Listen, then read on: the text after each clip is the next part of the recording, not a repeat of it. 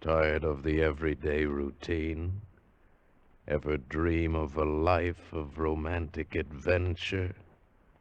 Want to get away from it all? We offer you Escape!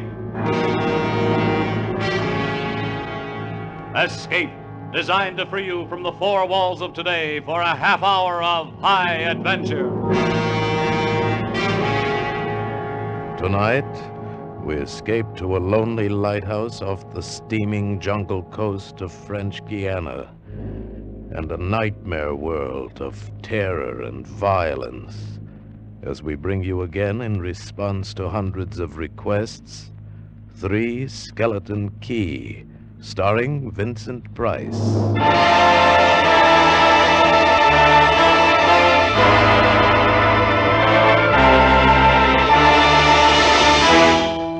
Picture this place.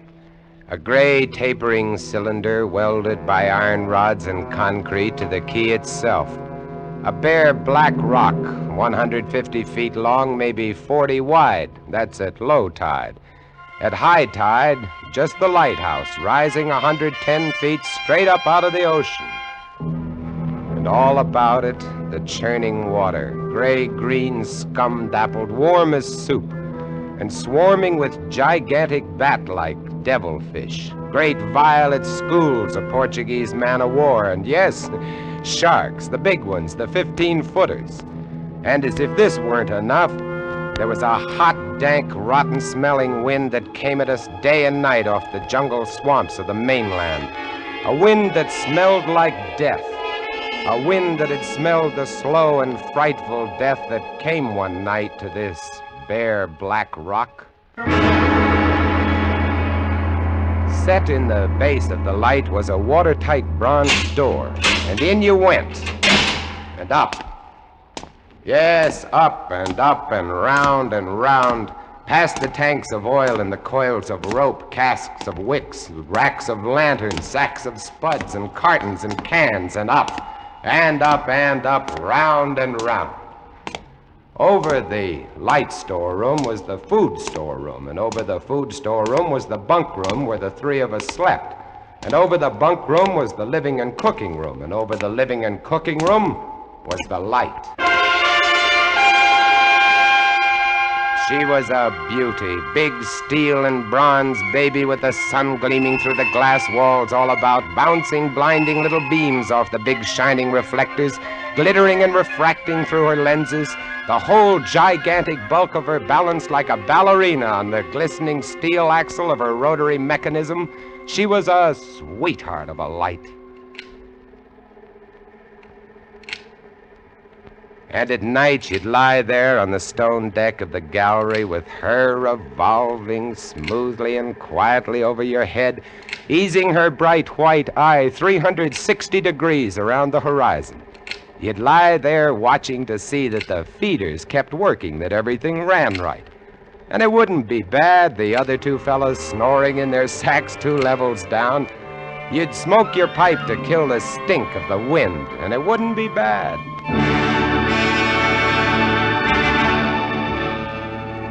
About those other 2, Louis and Auguste. What a pair. Louis, he was head man, was a big fellow from the Basque country, black beard, little hard black eyes, and a pair of arms that I tell you, those arms were as big around as my legs. Yes, head man he was, and what word he let go was law. A silent fellow, and although I spent my first 2 weeks trying to strike up a real conversation, the most I could ever get out of him was... Jean, I took up this profession because I don't like people. They want to talk too much. It's quiet work, light tending. Let's keep it that way.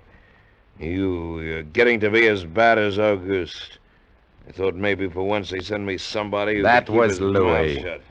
And when he accused me of becoming like Auguste, I quieted down, because Auguste was the talkingest man I'd ever met. The talkingest and the ugliest. He was hunchbacked, stood 4 feet high, had red hair and big blue eyes.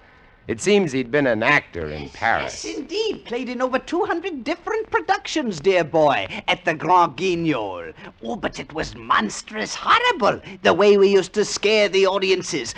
I was hated. Yes, they used to throw things and hiss and bare their teeth at me. Finally, it got too bad. I couldn't stand it any longer. I gave up the theater. My nerves, you understand. Yes, gave it up completely. I really did. Couldn't stand it any longer.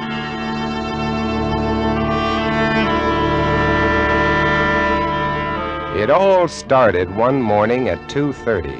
I was on watch, lying on the cool stone deck, pulling on my pipe, staring out at the blackness, the phosphorescent combers, and the big yellow stars, when out of the corner of my eye, I noticed something show up for a second, something the light had touched, far off. I waited for her to come around again, and when she did, there it was. Three-master, a big one, about a half-mile off and coming down out of the north-northwest, coming straight for us. You must understand, our light was where it was for a very good reason. Dangerous submerged reefs surrounded us and ships kept clear. But this one, this sailing vessel, was coming straight on. I went over to the gallery door and yelled, "Louis! Louis!" Couldn't understand it. I waited for the light to come around again. What is it? Ship headed for the reefs! Coming right up! I had the glasses out now. I couldn't read her name, but I could see her quite plainly. All sails set, the foam creaming away under her bow, her beautiful lines. A Dutch ship, I guessed her. But why didn't she turn? Every time it passed, our light hit her with the glare of day. Ship? Where? Northwest. The light will touch her in a moment.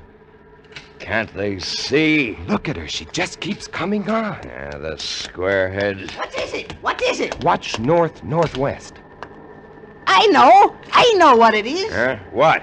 The Dutchman, the Flying Dutchman. We did a play about her once. Oh, what a performance. You ghastly galleon, hag-ridden, curse-driven, must on. Shut up, will you? She's luffing. Yes. Sloppy way to come about. She's derelict, that's it. Derelict? Abandoned. The crew left her for some reason or other. But instead of sinking, she's gone on, running before every wind. She'll not run long. Not with these reefs to break her up. A beautiful ship. Now, why would men leave a beautiful ship like that? She didn't ram us, although we all expected it. But as we waited for the crash, she luffed again, caught some odd gust, and went about. We watched her the rest of those black hours, heeling and rocking, pushed and pulled by every stray wind, every freak current. Watched her until the dawn came, till the sea turned from black to a pearly gray. And on she came again, heading for us. We all had our glasses trained on her now. August, you can kill the light. Right, Chief? She doesn't look so good by daylight. Think she'll ground this time? What? I say, do you think she'll ground this time? Huh? This is impossible. Absolutely impossible. What? Here, take my glasses. They're better than yours. All right. And what is it you're... I had to focus, and then my breath froze in my throat. The decks were swarming with a dark brown carpet that looked like a gigantic fungus, but undulating. And on the masts and yards, the guys and all were hundreds, no thousands, I don't know, an endless number of enormous rats. See them? Yes, I see them.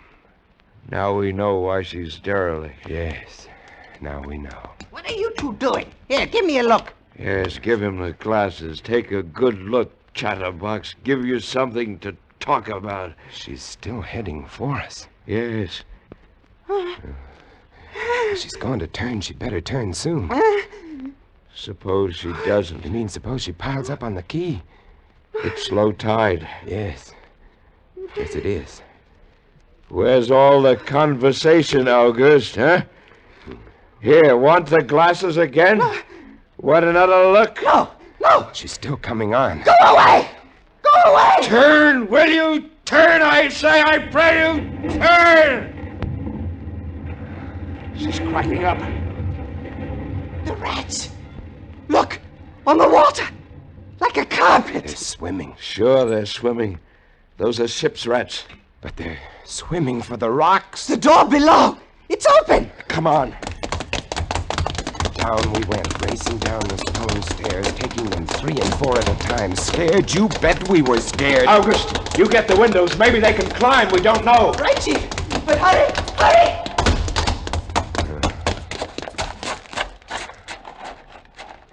Look. See them? No. Oh, yes, I do. Up at the other end of the rock. Look at them. Millions. They smell us.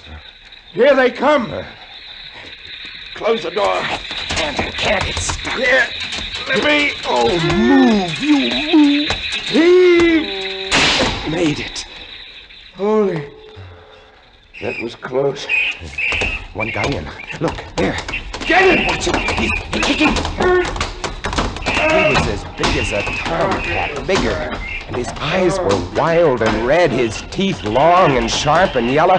He went for us, starving, ravenous, and we fought him, fought that one rat all over the room. It was, oh, believe me, I do not exaggerate, it was like fighting a panther.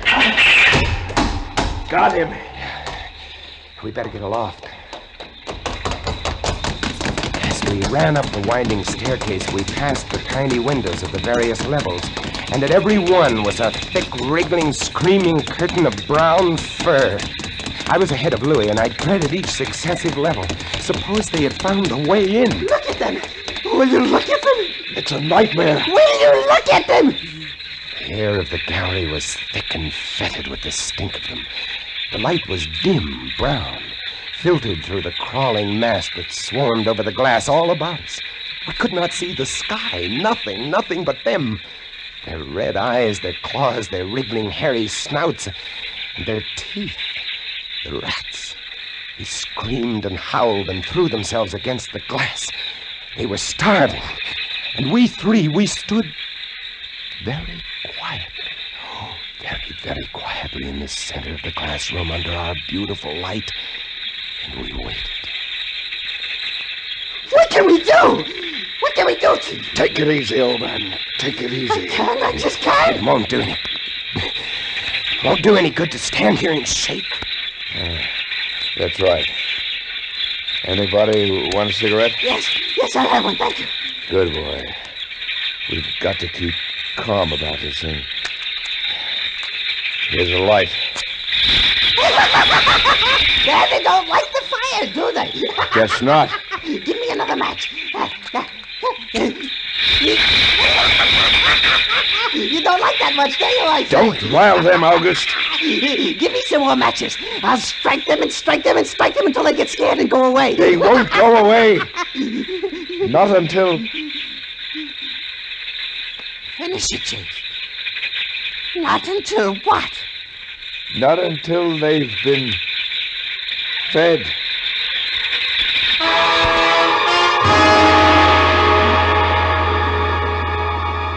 You can take just so much horror and then you get used to it. And they were interesting to watch, you know. They couldn't understand the glass. They could see us and they could rush at us, but that thin, invisible barrier held them off, stopped them. From time to time, we caught a glimpse of the rocks below. More rats down there, swarming brown velvet in the bright tropical sunlight. And then the tide began to rise. If only it had drowned some of them. Ship's rats don't drown. No, sir, you cannot drown one of them. They're all climbing up the tower. This bunch around us is getting thicker. Say, what's the time? 6:15. You've got first watch, John. Right. Wake me at 10. I will. Come along, August. It was getting dark. One side of the room was lit a soft, filtered red. Sunset through the rats. Oh, very pretty. I set the wicks, checked my fuel, and then lit the lamps. It caught them.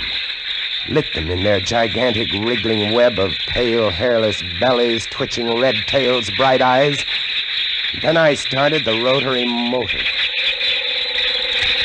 The light drove them mad as she swung slowly and smoothly about. She blinded them in the fierce stabbing bar of light, moving continually about, ever turning, ever touching, ever moving around and around, and they twitching and shuddering, eyes flaming when they were struck by the light. The bright light moving, and behind on the dark side of the room, so close, I dared not turn my back, but you cannot help turning your back when you're in a room made of glass.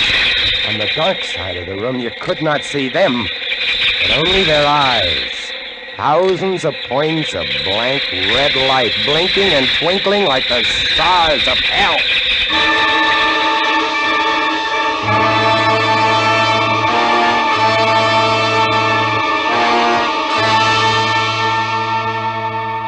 Louis relieved me at 10, but I didn't get much sleep that night, and when I came up into the gallery early next morning, there stood August, his back to me. He was bowing to the rats, waving his arms and making a speech. I am going to play once again that magnificent role which made me the toast of the Paris theatre. Prelate, the evil genius of the medieval underworld. I am he who did guide the dark soul of the Marechal into the nether paths. Do not be frightened, little children. I will not hurt you. I stood staring at him, horror-struck, but he didn't notice me. The man had gone mad. He kept turning, telling his stories to all the rats, leaving no one out. August! August! Ah, another one. A latecomer. Take a seat on the aisle, dear patron. August, move stop over it, there. stop it. Let the gentleman be But seated. he didn't stop. Come. He went on, bowing and scraping to the rats, his big blue eyes rolling and winking, his wild red hair waving about him. I grabbed him by the arms and slapped his face. He looked at me like a child, and then his face screwed up. He looked as though he were about to cry. Go below, go on. Oh, very well then. Later, my dear audience, later. Matinee today. Sure, he was crazy, but I guess we all were. A few hours later, he came back up and caught Louis and me teasing the rats. Yes, sounds horrible. It was fun. We could get right up against the glass and make faces at them. It drove them crazy. They would scratch away trying to get at our eyes. Louis was even cuter about it. He'd pull a piece of bread out of his pocket and press it against the glass. The rats would scramble into a solid ball, biting each other, clustering like grapes. From time to time, a whole knot of them would slip and fall 110 feet to the surf below. Look at the sharks! They're eating them. The sharks are our friends. Here, I'll get another bunch together. Here, my beauties. That's it.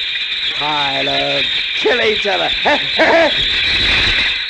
There they go! Auguste joined in, too. Oh, very ingenious Auguste. He learned that if he spread-eagled himself against the glass, they'd bunch and bundle against his figure. Then he'd leap back. Look! My portrait in rats.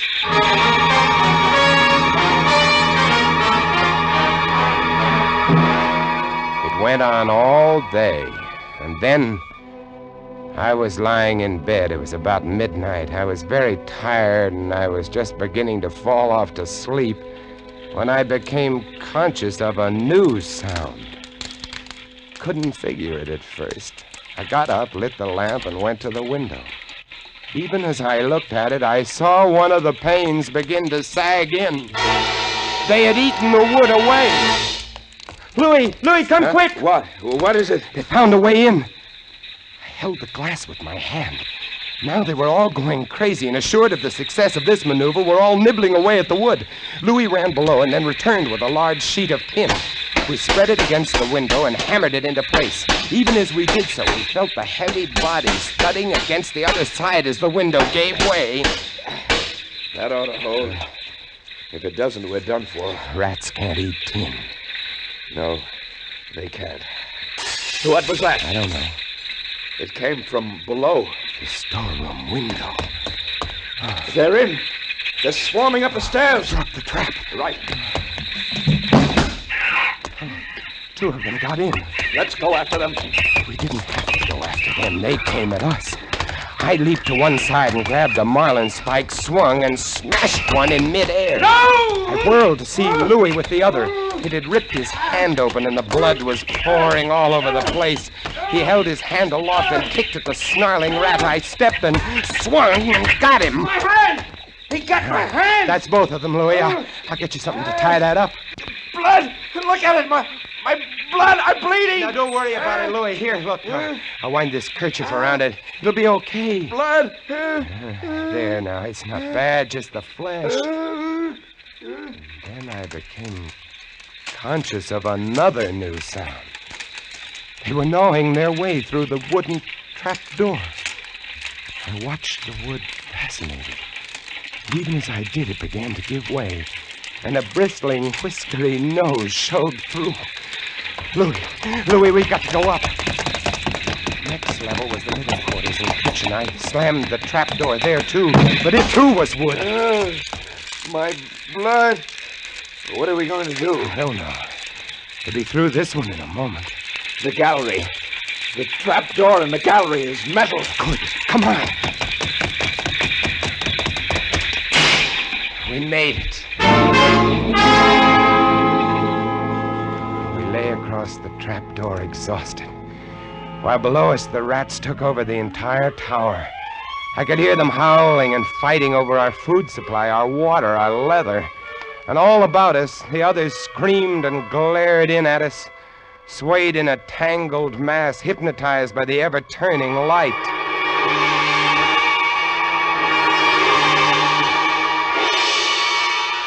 By morning, the air in the little room was horrible. Until now, we'd been getting air from the tower below. Now that was sealed off, and so was all our food and water.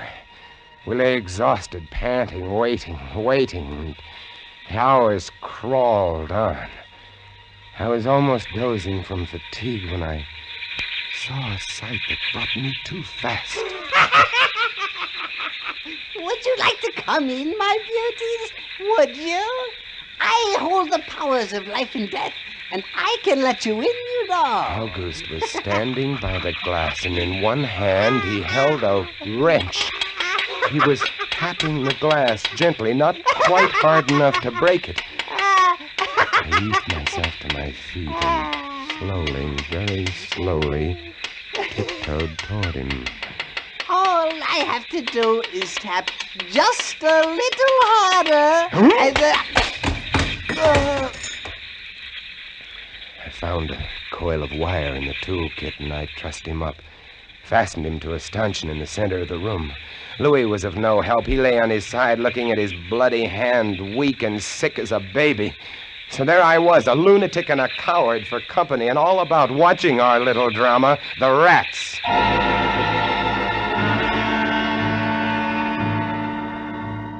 The day dragged by. The supply boat wasn't due for another 12 days. I don't know what they could have done if they had come. We had only one way of summoning them, and that was to shoot off distress rockets, but the rockets were 4 floors below. And even if they'd been right there in the gallery, I couldn't have opened a window to fire them. That night, I tended the light, but its flame was devouring our oxygen. The following day, we lay, thirst-tormented, starving, waiting, and the following night, I again tended the light, but the small supply of spare wicking we kept in the gallery had become exhausted, and quite suddenly, about midnight, the light went out. There's nothing I could do. Wicks were stored 3 levels below. Nothing I could do. Nothing. From time to time, I'd strike a match to see the clock. When I did, it lit up the million red eyes about us. All about us. Watching. Waiting. Below, it had grown quiet.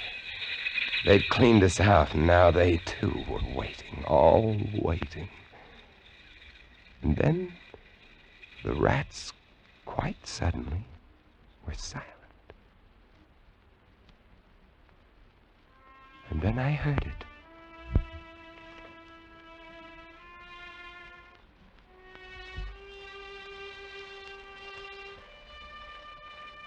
And then I saw the sky and the stars. The rats were gone. I went to the glass. Out there on the water, a small freighter, a banana boat, showing a few lights, came softly and innocently at us. The light was out. They didn't know. I wanted to open the windows to call out to them, to warn them somehow, but I was afraid. What if the rats were hiding from me, tricking me? So I waited. She grounded very softly on a reef not 200 yards from the quay. Grounded so gently that the man playing the cornet, was he a passenger or crewman off watch, didn't even stop playing. They tried washing her back off. I could have told them to save their fuel. The tide was rising, would have floated her free. And I waited.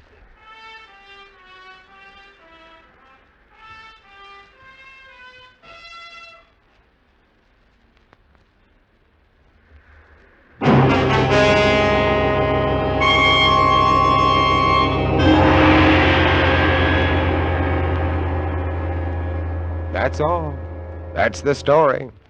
The sun came up and there wasn't a rat on the whole quay. Every last one of that terrible army had left us, gone back to sea on their new ship.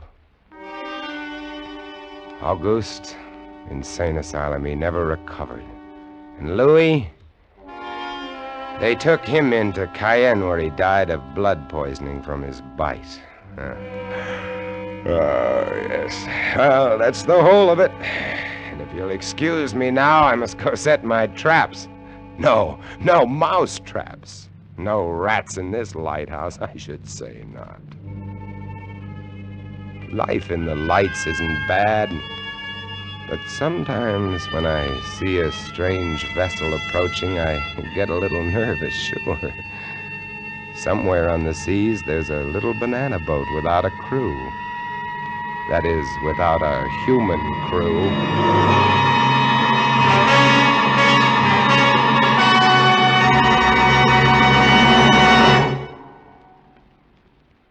Escape is produced and directed by William N. Robeson.